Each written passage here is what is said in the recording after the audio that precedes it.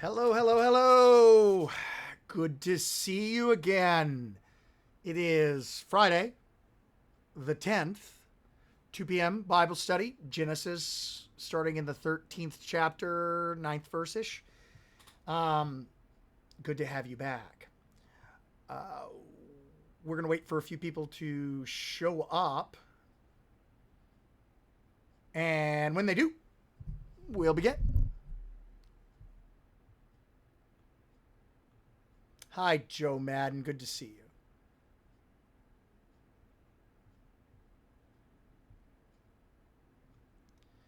Cindy, Colonel, Priscilla, Donald, Steve. Look at everybody. This makes me...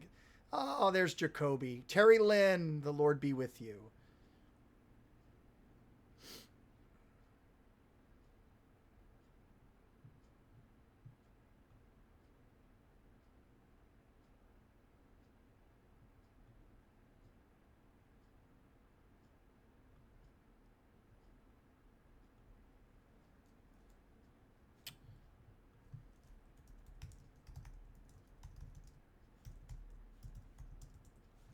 Almost. Hello, friends. Hi, Jennifer. Good to see you. Marilyn, good to see you. Hope I pronounced that right. Happy 495th. Happy 49th? I sometimes don't know what he means. So I don't know. I just don't know.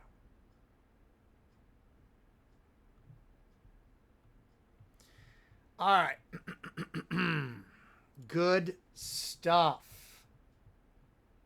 Oh, it's the Smalls 49th anniversary today. Spectacular. That's why he's your favorite son-in-law, Gene. He's got it all down. All right. So we stopped with Abraham almost giving away the promised land.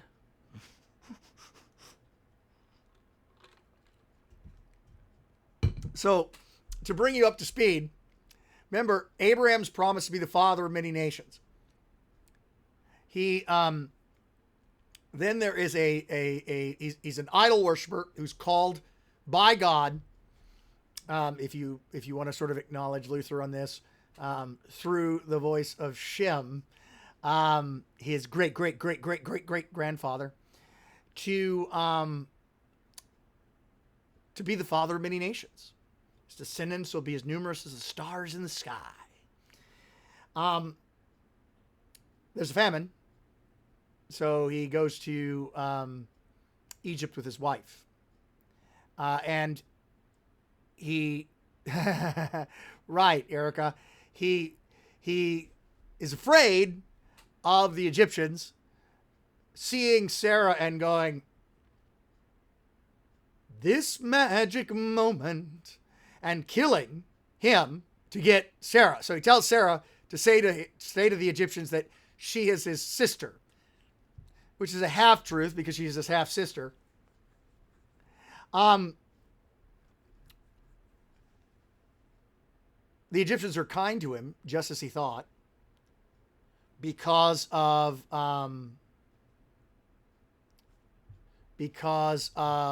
his wife. The Pharaoh takes her into his home because she's beautiful. So, and, but God visits a plague on the Pharaoh before he can do anything, Yeah.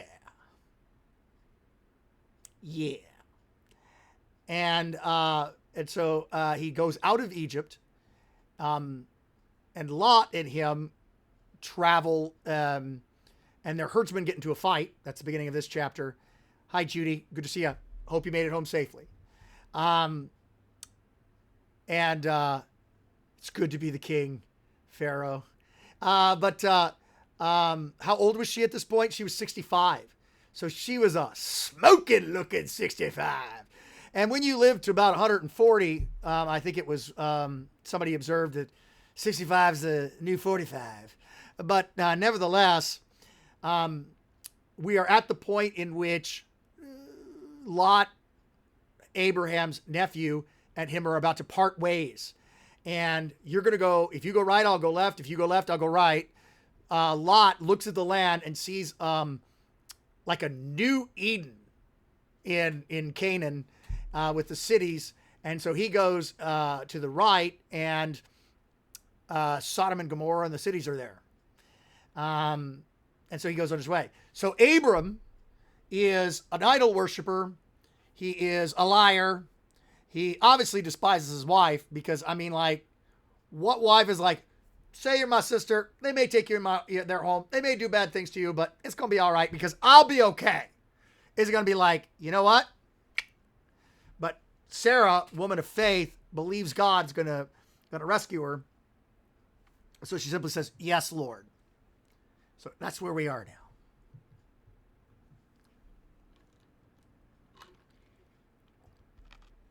Oh, Kim, I'm so glad it's Friday. TGIF. All right. Lot lifted his eyes, and we did this yesterday, and saw the Jordan Valley, well-watered and everywhere. It was like the garden of the Lord. I, of course, did not look up where the garden of the Lord came from because it's not in the Hebrew. It's not in the Septuagint. It must be a variant in the Hebrew. That's very, very rare. In the direction of Zoar. This was before the Lord destroyed Sodom and Gomorrah. Which is great because, like,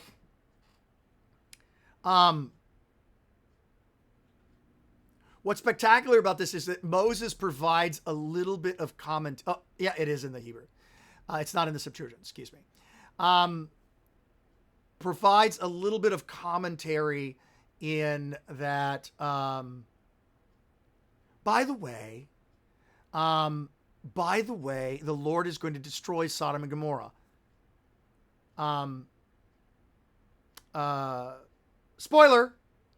So Lot, yeah, I see it right above your head. It's right. Yeah, it's right. Yeah. I mean, it's not in the Septuagint. But in the direction of, so the Lot chose for himself the Jordan Valley, and Lot journeyed east, and thus they separated from each other. So Abram settles in the land of Canaan. Let's move that down a bit. And Abraham settles in the land of Canaan, the Haaretz of Canaan. And Lot settles amongst the cities of the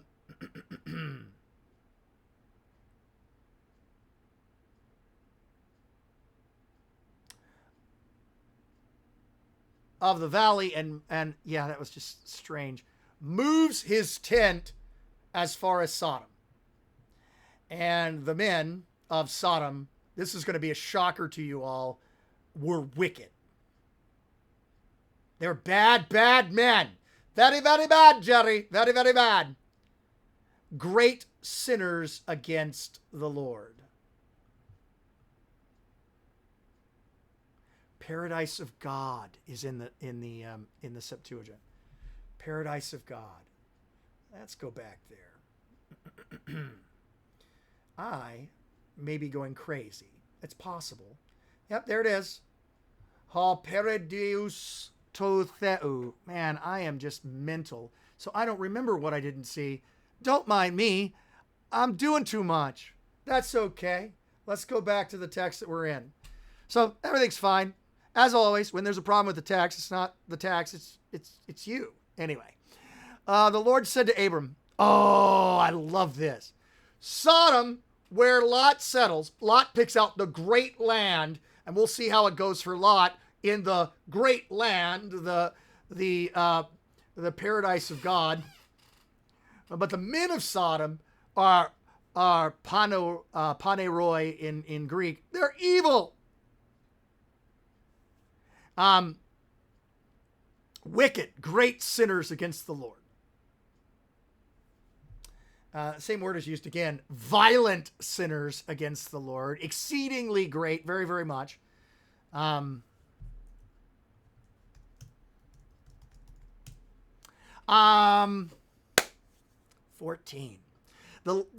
Yahweh says to Abram,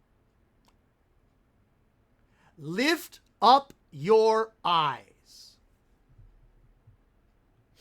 Lift up your eyes.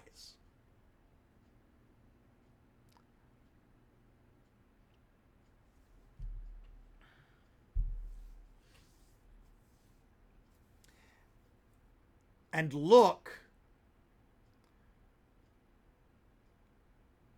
from where you're standing, from your standing place.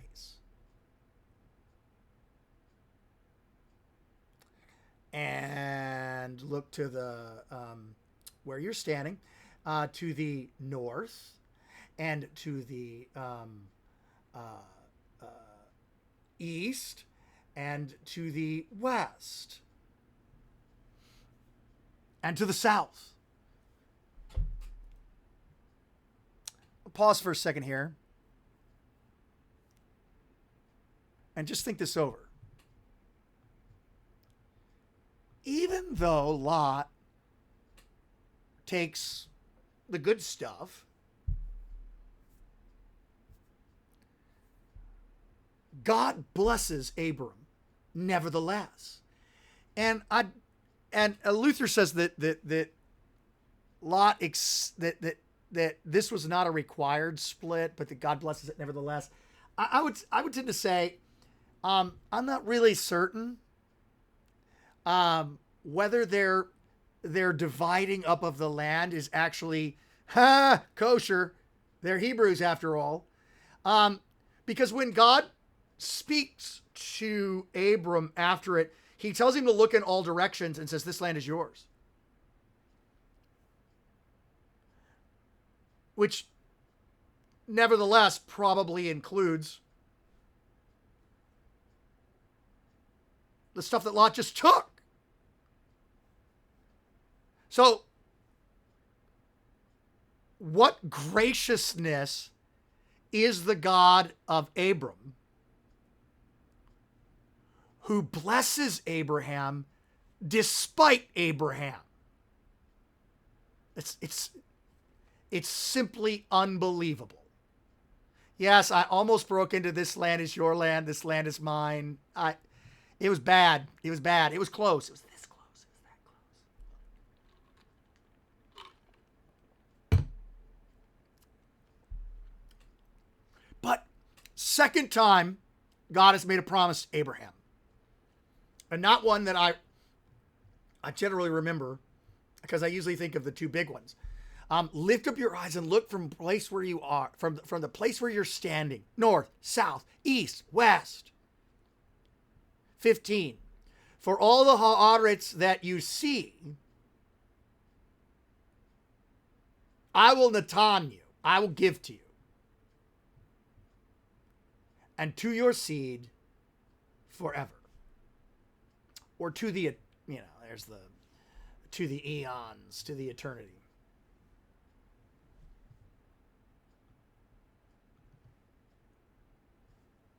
Sleeping.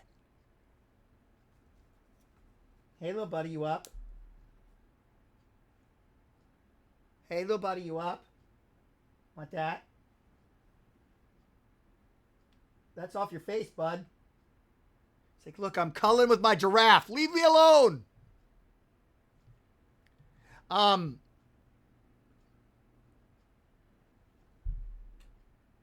will give, not earned, not deserved, give. Aaron Finker, just hold up a second. Luther makes a point, and Finker's ahead of the game because I was busy playing with the dog, that this land is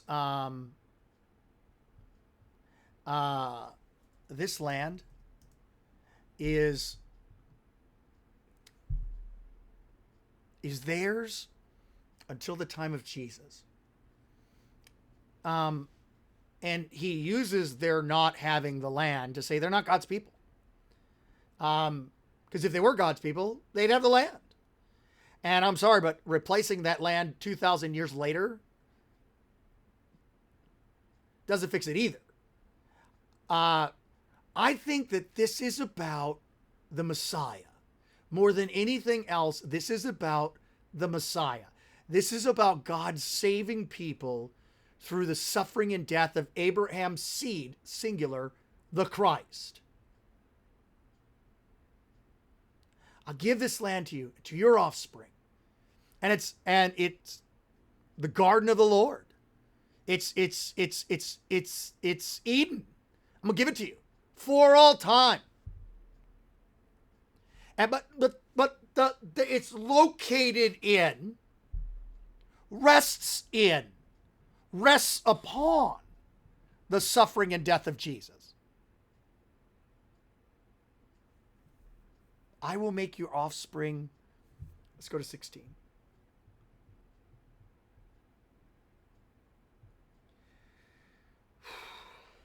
I will set your seed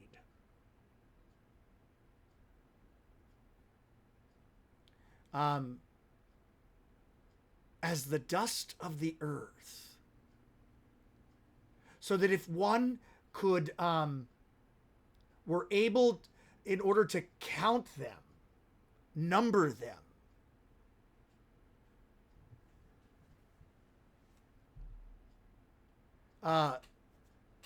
so that if one could count the dust of the earth, so should your offspring be counted. Yeah, the seed is one, yet many. So this Hebrew, this Abram, despite all of that's gone on up to this point, the idol worshiping, the unfaith in Egypt, the trying to give away the promised land, is still blessed, is still loved by grace through faith. Not deserved, not earned, not merited.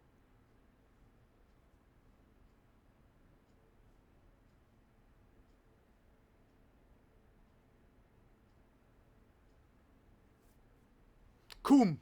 That's the same word that Jesus uses. Talitha kumi.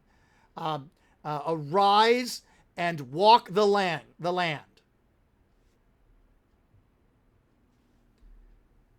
Its length and breadth, for I will Natan it to you.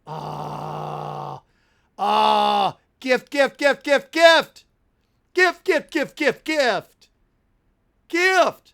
That's the way God does things. So, again, if you want to play the religion of earned and deserved, is that the religion that Abraham plays? No. Oh, Pastor Yeager in the house.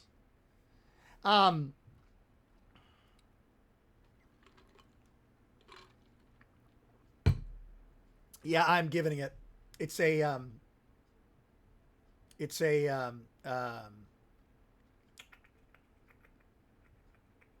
future. I will give it. It's a future in the Septuagint, in the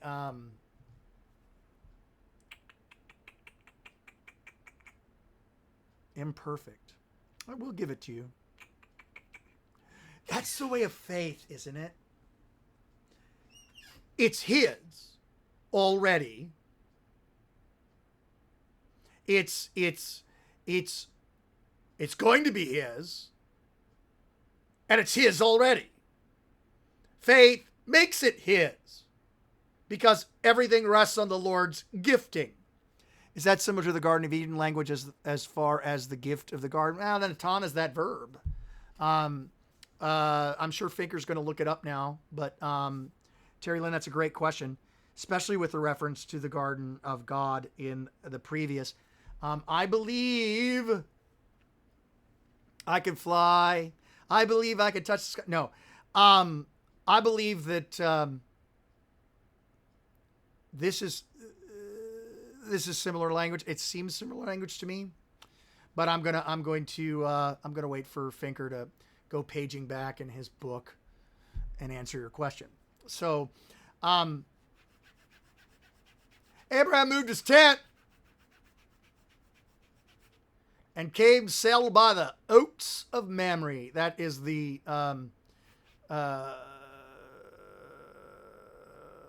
trees, which are at Hebron, and there he built an altar to Yahweh.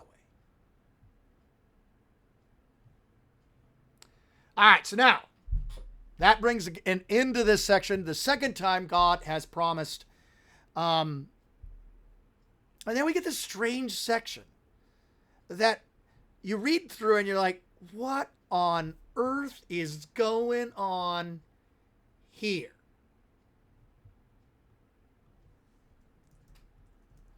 I forgot some of the stuff that Luther said, so I'm going to pull it up now. In the days of Amraphel, king of Shinar, Arioch, king of Elasar, Chedor Lamir, the king of Elam, and Tidal, king of Goyim.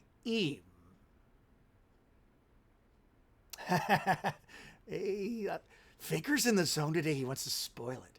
These kings made war with Bera, king of Sodom, Birsha, king of Gomorrah, Sanab, king of Admah, Shemember, king of Zeboim, and the king of Bela, that is Zoar. All right. It's time to play Game of Thrones, Genesis style. We got the Lannisters, we've got the Starks, we've got the Greyjoys, we've got the I'm missing a family. Baratheons. But they're all there. Battle of Five Kings. It's about to happen. All right, these kings make war with these kings. Okay? I'm going to give you a little bit of what Luther says because I don't have any clue what's going on here.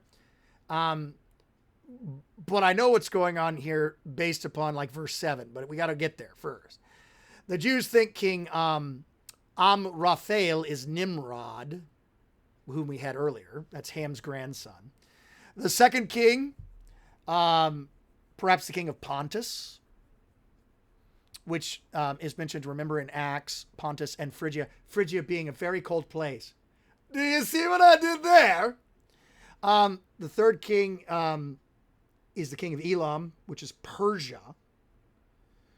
The fourth king is the king of the nations, which he says is the Mediterranean. Okay? All right. Zoar was one of those 5 cities, is the smallest, is where Lot took refuge. Yeah.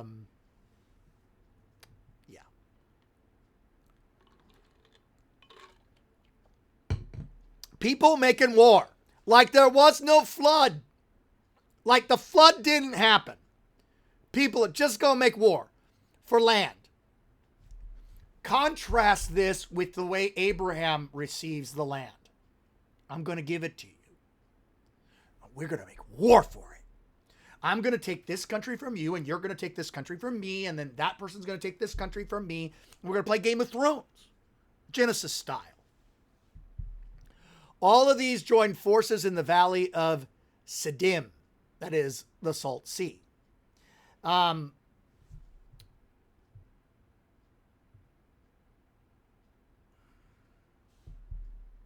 Yam Hamlach. Salt Sea, that is a bit of commentary. Luther says that name was given later. 12 years they had served Chedorlaomer, but in the 13th year they rebelled. In the 14th year, Chedorlaomer and the kings who were with him came to defeat the Rephaim. Those are the healers, the rescuers, in Ashtaroth, Karnaim, and the Zuzim in Ham, and the Enim in Shaveh Kirathaim. Yeah. And the Horites in their hill country of Seir as far as Elaparan on the border of the wilderness. And so these guys go at it. And there's people subjugating other people and some people rebelling against them, and then they're put down, and it's a hot mess of stupid.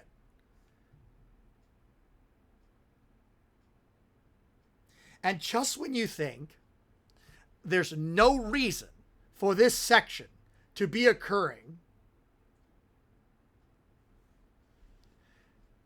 they turned back and came to In Mishpat, that is Kadesh, more commentary, and defeated all the countries of the Amalekites, and the Amorites who were dwelling in Hazan Tamar. Then the king of Sodom, the king of Gomorrah, and the king of Admah, and the king of Zeboim, and the king of Bela, that is Zor, went out, and they joined battle in the valley of Siddim with Chedorlaomer,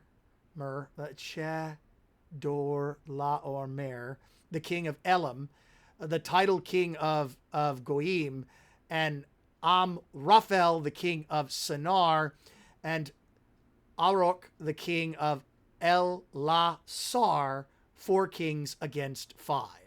Whoo! They're going to go 4 on 5.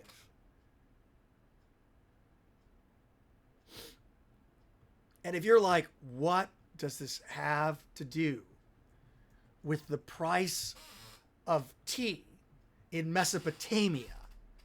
It's going to happen. We're going to find out why this is important.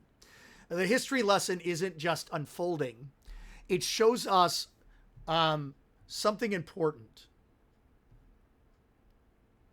This is Luther. What happens now also happens then. Power makes men arrogant and tyrannical. Our flesh is so weak that glory and power do not agree well. And you know what? What's great? This makes me feel better. If you don't know what Ham is, don't worry. Luther doesn't either. And he goes on to say, thus it is clear that the 4 kings first conquered the Edomites, the Amalekites, the Ishmaelites, the Midianites, and the neighboring regions around them, and that then they attacked the 5 cities, which were now deprived of the protection of their neighbors. And so they're going to go at it. People trying to acquire land by means of force. This is the way the world is.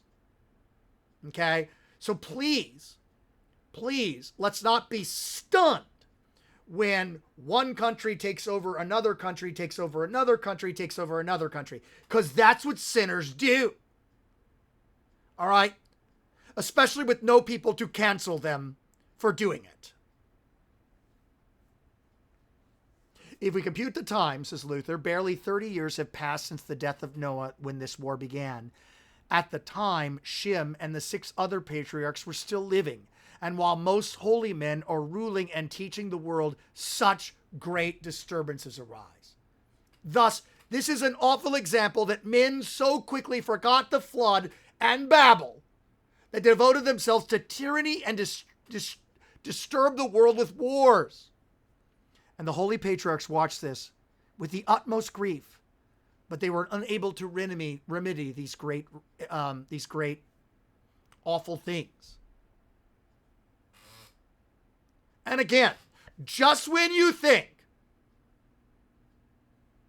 there is absolutely no reason for this in the text.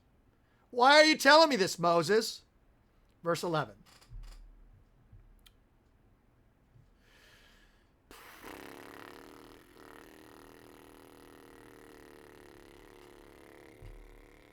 So the enemy, that's an interesting word. That is an interesting word. Do you think that most wars are due to economics or religion? No, I think most wars are about power, Kim, which could be expressed in economics or religion or power. Either I want to control you, Kim, or you have something I want that I need to take, or my religion tells you to do that, but all in the end, it's about power. This isn't about religion. This is about power. This is about me controlling you. Okay? On a sidebar. I shouldn't do it. Don't do it. Okay.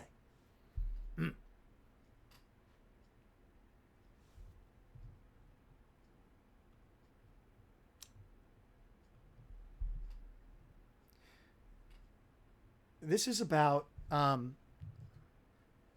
in the blueness is Hall calling me during a Bible study?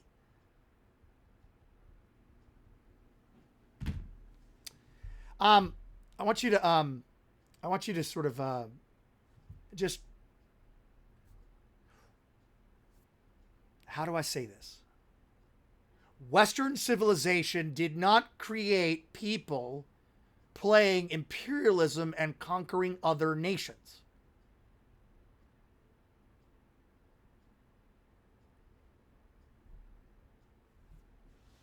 That's all I gotta say.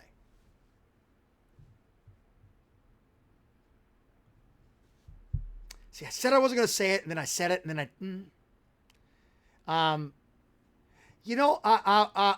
Aaron, that's sort of, I'm sorry, Finker,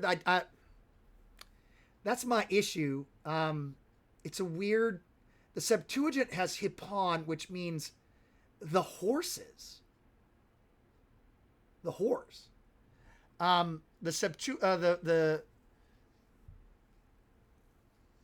They took all of the property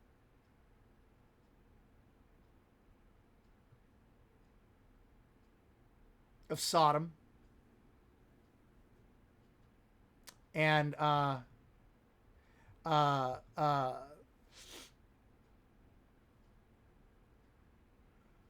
Gomorrah. And all their provisions, all their stuff. And then they went on their way, which is what conquering people do. Yeah, that's a very odd ESV thing, and I would love to know why they're doing that. But, yeah, it's they, not the enemy. But the Septuagint is weird. It has, they took all the horses. It's kind of odd. But the idea here is they did what conquering people do. They went in, they conquered, and they took stuff, and then they left. So basically, they raided those towns. And why is this important to us? Well, because they took Lot, the son of Abraham's brother. I'm sorry, Abram's brother. There I go again, falling into Luther's problem. Who dwelt in Sodom and his goods, and they departed. And now we find out why this is important to us. The Carthaginians came and they took who did they take? I've just gone blank.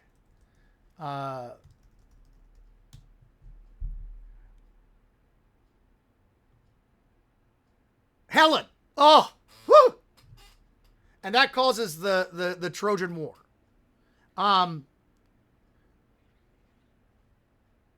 Lot is taken by all of this.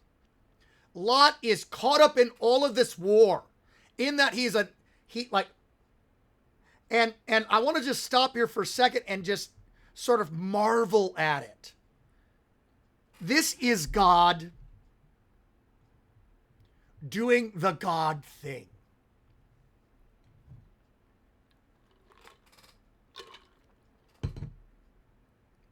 Don't miss it. What is the God thing? Well, hey, buddy, what's going on? You okay there, bub? That treat is now on your head. How long will he let it stay there? It's like he's in a bad mood. I don't know what his problem is. He was kennelled for like 2 hours during a funeral. We had a funeral for a small child today. A little baby. That treat is literally on his head. I don't think he likes these treats. Anyway, so earlier, Lot, we're kinsmen. Our herdsmen can't get along. Pick which side you want, and I'll go the other way. And we're all like, and I'm like, you're trying to give away the promised land. And what does God do? Lot's like, eeny, meeny, miny, mo. No, Lot's not like that. Ooh, nice land. I'm going to take that land. And so Lot goes over there, and he goes all the way to the prettiest place, the biggest city, Sodom. And what happens? War. Game of Thrones. And we all know from Cersei that when you play the Game of Thrones, you play to win or you die. But,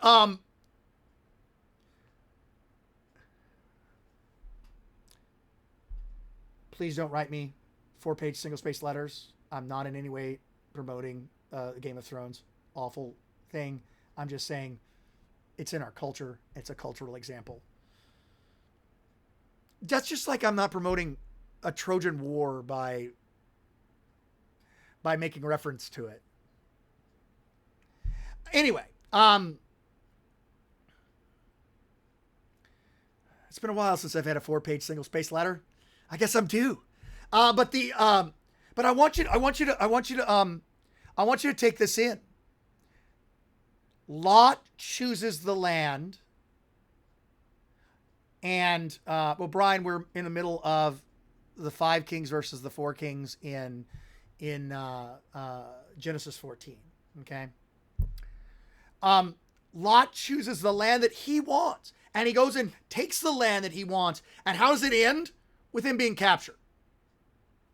There's a 50-50 shot that Abraham would have ended up on that side. No, there's not. Because you see, God is going to save Abraham and his descendants despite him. Everything that Abram does, God is working through in order to save you and me from the sin of Adam and Eve. Exactly right. This is why you're the dean, Finker. Palpatine manipulating all the sides, Dooku and the Synod. A Star Wars reference, which won't get you a 4-page single-spaced letter. It'll only get you some Star Trek geeks going, the prequels don't count. Anyway, sin, all the sin involved in this, God is using, he's using to save us. And make no mistake about it, when God and Satan go one-on-one, this is not God like, I just don't know if I'm going to win. I mean, I don't know if I'm going to win. Satan's pretty strong. When God and Satan go head-to-head, God runs such circles around Satan, the treat is still on his head, that, and he's ignoring it and ignoring me. I think he's giving me the cold shoulder. Gonna put me in my kennel? I'm gonna ignore you during Bible class. What a good boy you are. You just keep ignoring me, you good boy. What a good boy. You smell a treat? There's one behind your ear. Anyway, so God runs such circles around Satan that Satan inadvertently helps God. There he is. There's your good boy. I'm gonna eat that treat when I eat that treat.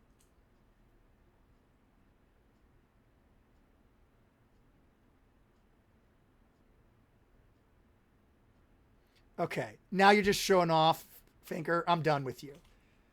Anyway, Finker says, like how Lewis depicts Aslan versus the White Witch. He's just showing off now. That, my friends, is why he's the dean. Anyway, but no matter what happens, no matter what sin causes, no matter what things happen, no matter what the devil, the world, and your sinful flesh is going to throw against you, God, in his mercy, is going to save you in the suffering and death of Jesus. Good boy.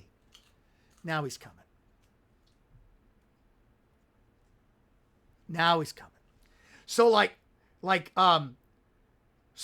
sickness, pain, death, God's going to save you through it. Unemployment, God's going to save it through it. Riots, God's going to save you through it. pandemic, God's going to save you through it. In fact, he will use the evil around you in order to bring you closer to him. Because when you can't trust the air you breathe, the mask you wear, the people that you meet when you're walking down the street, the land that you choose, the only person that you can trust is Christ. Want this? Good catch, buddy. That's my boy. You can't stay mad at me for long, can you, buddy?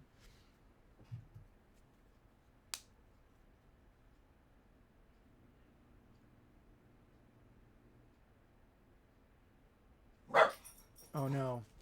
He's going to work.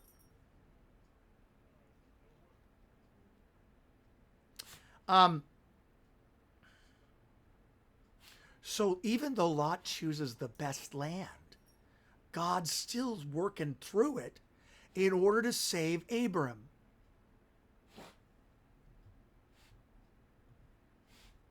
Come back here, bud. Come on. We just got a few minutes left. So now, Lot's been taken. What does this mean? Well, let's go back to the hero of the story, shall we? Jesus.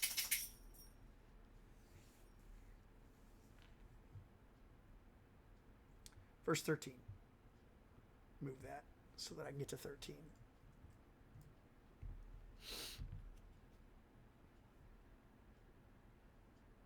Interesting. An escaped one came and made a report. Buddy, come up here. You want this? It's right there. Come over here. I got a treat. So the escaped one came and told Abram the Hebrew. Ooh. This is the first time that Abram is referred to as the Hebrew.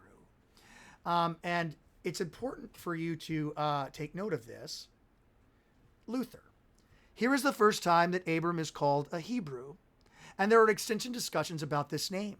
Augustine, although he later retracts it, and somebody else, maintain that the Hebrews got their name from Abraham, but this is erroneous. Above, in chapter 10, we heard, and this was covered by the dean, we heard praise for the house of Eber, who was the father of the sons of Eber. And from him, Abraham receives the surname, and is called a Hebrew because he adhered to the faith and the confession of Eber. What I love about this is, oh, don't look so pathetic here, buddy. Come on. I'll put this right here so you come closer. Come here. Come here, buddy. Oops. So, notice that he's not a Hebrew because he's the son of a Hebrew. He's a Hebrew because he's of the faith of the Hebrews. Want this? You can have it. I'm glad we're friends again. I can't stay mad at you. You keep saying that, buddy. Faith makes children of Abraham. Faith makes children of Eber. You and I are Hebrews by faith, not by blood, not by works, not by the decision of men. You know that ear is messed up? This ear is his superpower. It's jacked up. This ear flat, that ear messed up. It's a superpower. Good boy. We're almost done. We're almost done, buddy. We're almost done. We're almost done. So the escaped one went and told Abram the Hebrew, who was living by the oaks of Mamre, the Amorite, brother of Eshcol and of Aner. These were the allies of Abram. So I want you to sort of, yes, Pastor Finker, being 6% Mediterranean Jew, as I am, does not make me a child of Abraham. Not at all. Keep stuff in my face if you're going to keep me sitting here. So now Abram, Luther says, oh, this is important. I'm going to read this quote again. Since Abram was his follower, he is called a Hebrew, not so much because of the blood relationship as on account of the religion that he had received from Eber. Hence, whenever this name appears in scriptures, we must understand the Hebrews to mean the followers of the pure religion and the true church. So, hey buddy. So what makes you a child of Abraham? Faith.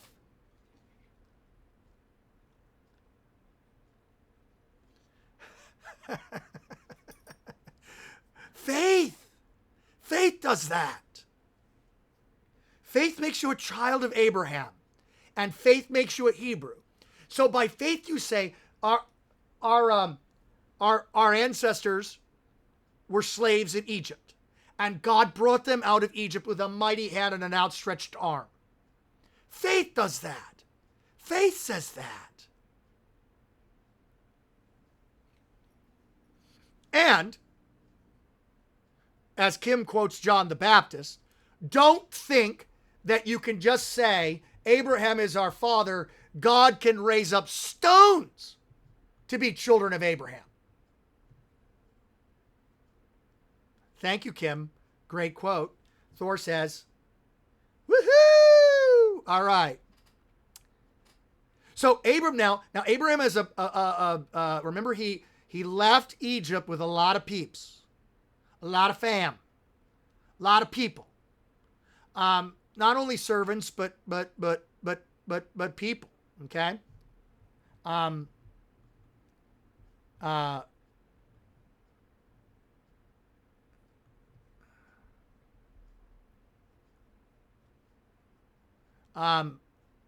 Oh, thank you, Laura. I was missing the Newman family. So he led forth his trained men. Interesting. Because my Greek is better. Oh, wait. Okay, thank you. First, I'll look at the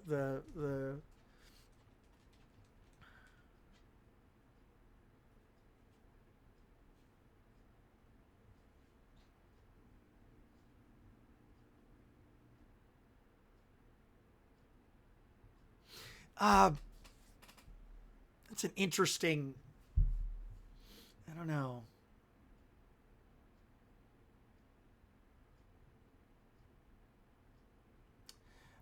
He led forth his 318 of them, born of his house.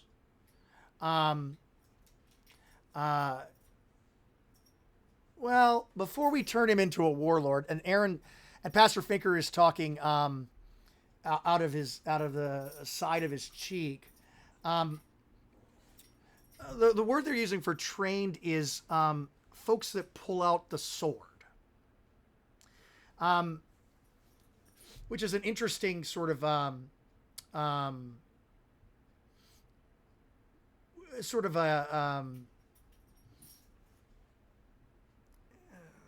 to describe them. Luther later on is going to make a comparison that these are not like mighty men, but he led forth his folks that were ready to pull out the sword. They were born of his house, homebrew, house bread, oikogenes in the Septuagint. They're house bread.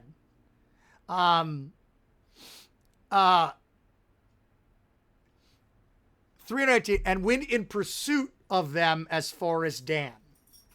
And he divided his forces against them by night, he and his servants, and he defeated them, pursued them to Habah, north of Damascus.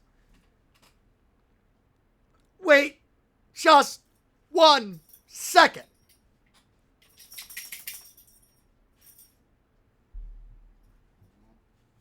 We had 11 verses of Game of Thrones. 4 kings versus 5 kings versus 4 cities, and the 5 kings conquer the 4 cities, sack them, leave, and bring them back. Abram has 318 men. I like militia, Kim, rather than like you. Even though Finker's a Hebrew scholar, I like militia better because like all the Lusticos are here, because like militia, soldiers in the army that conquered the 4 cities, men who wave a sword. Why didn't I let him sleep? Now he's playing with his squeak toy. Don't miss this, though, because this is nothing short of miraculous. 318 men go and take out all the army of the 5 kings that conquered the 4 cities. And they brought back all the possessions. Oh, and they also brought back Lot.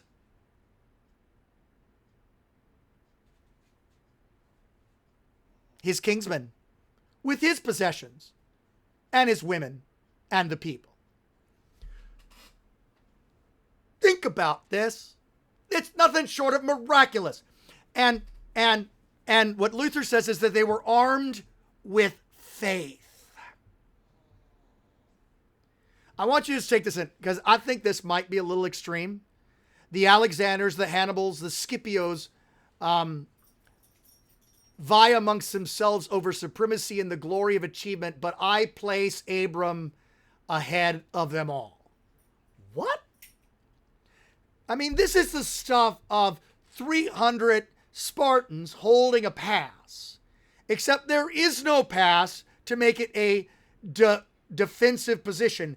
Abram just tracks this army down and routs them and takes back everything that was taken.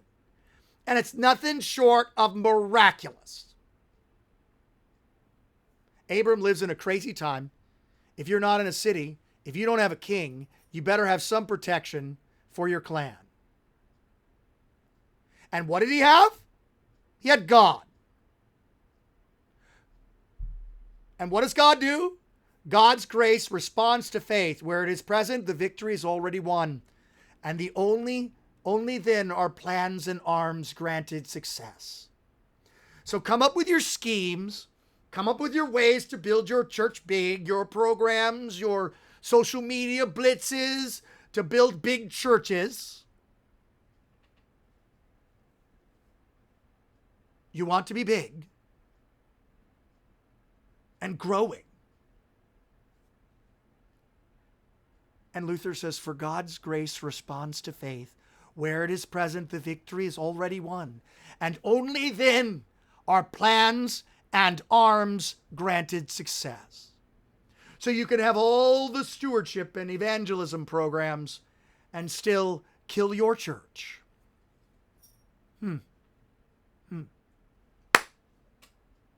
Only faith saves believing Abraham and his 318 men and brings back Lot from, choosing the such nice land by Sodom. All right.